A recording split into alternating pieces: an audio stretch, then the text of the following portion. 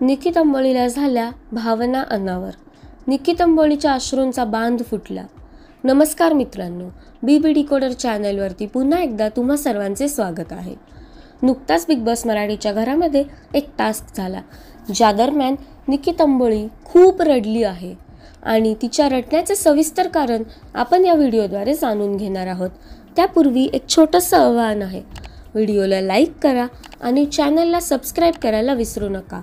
तुमचा एक लाईक आणि एक सबस्क्राईब आमच्यासाठी खूप महत्त्वाचं आहे. तर मित्रांनो, सूत्रांनी दिलेल्या माहितीनुसार आज बिग बॉस मराठीच्या घरामध्ये स्पॉन्सरशिपचा एक टास्क झाला. कॅडबरी कंपनीकडून हा टास्क होता. तर या टास्कमध्ये सर्व सदस्यांनी आपल्या भावाला पत्र लिहायचे होते आणि हे ऐकताच निकी तंबोळी ढसाढसा रडायला लागली. मित्रांनो, निकी तंबोळीच्या भावाचे कोरोना काळामध्ये दुःखद निधन झाले होते आणि जेव्हा निकी तंबोळीला असे समजले की भावाला पत्र लिहायचं आहे, तिच्या भावना अनावर झाल्या आणि ती ढसाढसा रडायला लागली. निकी तंबोळीचा तिच्या भावावरती प्रचंड जीव होता. निकी तंबोळी कितीतरी वेळा बिग बॉस हिंदीमध्ये देखील तिच्या भावाबद्दल बोलताना पाहायला मिळाली आहे.